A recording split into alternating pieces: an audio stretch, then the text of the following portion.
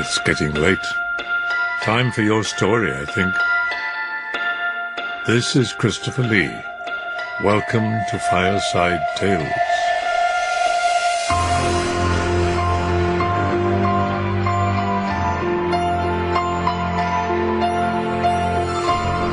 Is that a kitten on the chair beside you?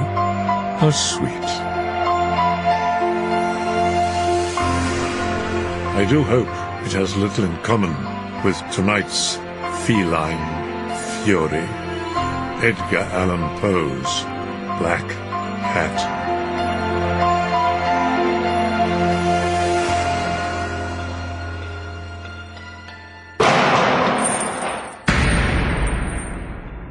For the most wild, yet most homely narrative which I am about to pen, I neither expect nor solicit belief. Mad indeed would I be to expect it, in a case where my very senses reject their own evidence. Yet mad am I not, and very surely do I not dream. But tomorrow I die, and today I would unburthen my soul. From infancy, my tenderness of heart was even so conspicuous as to make me the jest of my companions. I was especially fond of animals, and was indulged with a great variety of pets. In manhood, I derived from it one of my principal sources of pleasure. My wife, observing my partiality for domestic pets, lost no opportunity of procuring those of the most agreeable kind. We had birds, goldfish, a fine dog, rabbits, a small monkey, and a cat, a remarkably large and beautiful animal, entirely black and sagacious to an astonishing degree. Pluto, this was the cat's name, was my favorite playmate, and attended me wherever I went about the house. Our friendship lasted for several years, during which my character, through the instrumentality of the fiend, intemperance, experienced a radical alteration. I grew moody, irritable, regardless of the feelings of others. I used intemperate language to my wife. I even offered her personal violence. My pets, of course, were made to feel the change in my disposition.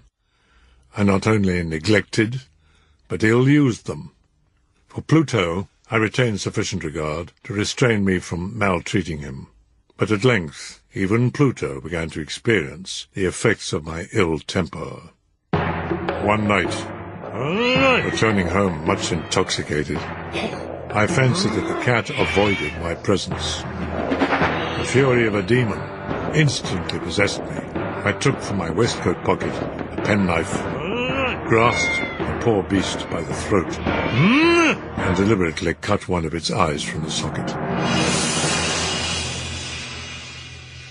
When I had slept off the night's debauch, I experienced remorse for the crime, but it was a feeble, equivocal feeling. The cat slowly recovered. The socket of the lost eye presented a frightful appearance, but he no longer appeared to suffer any pain. He went about the house as usual, but fled in at my approach. I was at first grieved by this evident dislike on the part of a creature which had once loved me, but this feeling soon gave place to irritation, and then came, as if to my final overthrow, the spirit of perverseness. The longing to do wrong, for wrong's sake only, urged me to consummate the injury I had inflicted upon the unoffending brute. I slipped a noose about its neck and hung it to the limb of a tree. Hung it with tears streaming from my eyes and the bitterest remorse at my heart.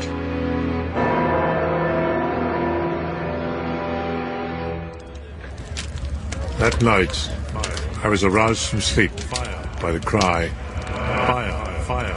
The whole house was blazing. It was with great difficulty that my wife and myself made our escape. The destruction was complete. On the day succeeding the fire, I visited the ruins. The walls, with one exception, had fallen in. This exception was a compartment wall, against which had rested the head of my bed. About this wall, a dense crowd were collected, examining a particular portion with minute and eager attention. I approached and saw, as if graven in bas-relief upon the white surface, the figure of a gigantic cat. There was a rope about the animal's neck. The cat had been hung in a garden adjacent to the house. Upon the alarm of fire, this garden had been filled by the crowd, by one of whom the animal must have been cut from the tree and thrown through an open window into my chamber, probably with the view of arousing me from sleep. The falling of other walls had compressed the victim into the fresh plaster, the lime of which had then, with the flames, accomplished the portraiture. Although I thus accounted for the startling fact, for months I could not rid myself of the phantasm of the cat. I went so far as to regret the loss of the animal, and to look for another. One night, as I sat in a den of more than infamy, my attention was drawn to some object reposing upon one of the immense hogsheads of gin or rum. It was a black cat, a gigantic cat. This cat had a large, indefinite splotch of white covering the breast. When I prepared to go home, the animal evinced a disposition to accompany me. When it reached the house, it domesticated itself at once. I soon found dislike arising within me, its evident fondness for myself, disgusted and annoyed. By degrees, these feelings rose into the bitterness of hatred. I avoided the creature. Gradually, I came to look upon it with loathing. What added to my hatred of the beast was the discovery the morning after I brought it home that, like Pluto, it also had been deprived of one of its eyes. Its partiality for myself, however, seemed to increase. Whenever I sat, it would crouch beneath my chair, or spring upon my knees, covering me with caresses. If I arose to walk, it would get between my feet and nearly throw me down. My wife had called my attention more than once to the white hair which constituted the sole visible difference between the strange beast and the one I had destroyed. This mark had been indefinite, but by slow degrees it had assumed a distinct outline. It was now the representation of an object that I shudder to name, of a hideous, of a ghastly thing, the gallows. I was wretched. Neither by day nor by night knew I the blessing of rest. During the former, the creature left me no moment alone, and in the latter, I started from dreams of unutterable fear to find the hot breath of the thing upon my face, from the ungovernable outbursts of a fury to which I now abandoned myself. My uncomplaining wife was the most usual and the most patient of sufferers.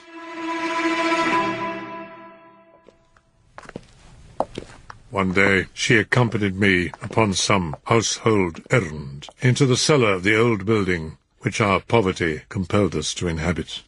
The cat followed me down the stairs, and nearly throwing me headlong, exasperated me to madness.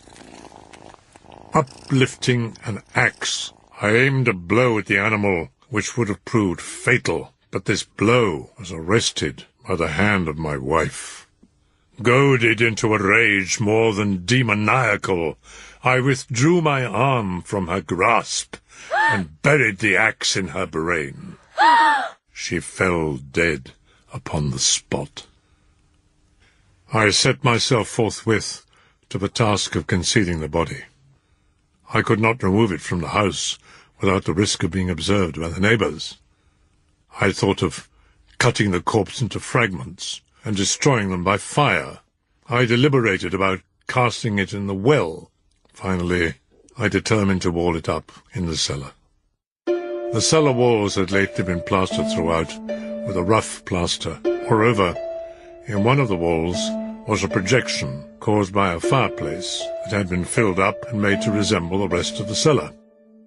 I could readily displace bricks, insert the corpse, and wall the whole up so that no eye could detect anything suspicious. By means of a crowbar, I easily dislodged the bricks, and having carefully deposited the body against the inner wall, I propped it in that position, while with little trouble I relaid the whole structure as it originally stood.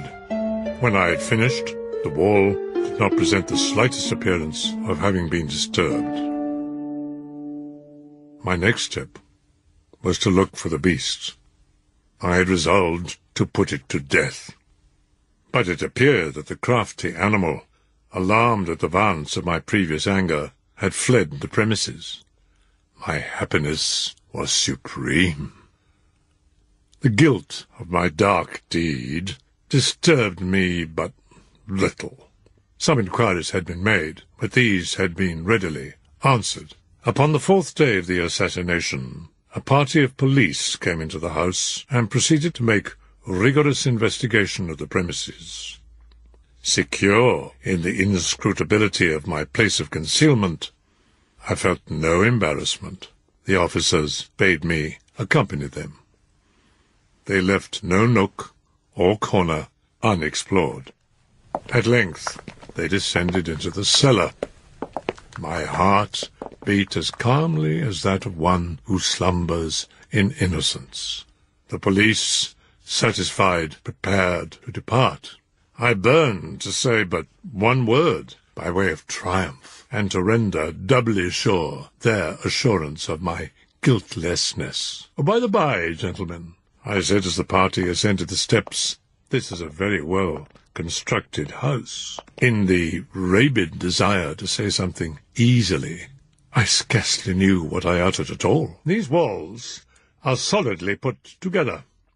Here, through mere bravado, I tapped heavily with a cane upon that very portion of the brickwork behind which stood the corpse of the wife of my bosom. No sooner had the reverberation of my blows sunk into silence, and I was answered by a voice from within the tomb. A cry, at first muffled and broken, like the sobbing of a child, and then quickly swelling into one long, loud, continuous scream, a wailing shriek, half of horror and half of triumph, such as might have arisen only out of hell. Swooning, I staggered to the opposite wall. For one instant, the party upon the stairs remained motionless. In the next, a dozen stout arms were toiling at the wall. The corpse, greatly decayed and clotted with gore, stood before the spectators. Upon its head, with red extended mouth and solitary eye of fire, sat the hideous beast whose informing voice had consigned me to the hangman. I had walled the monster up within the tomb.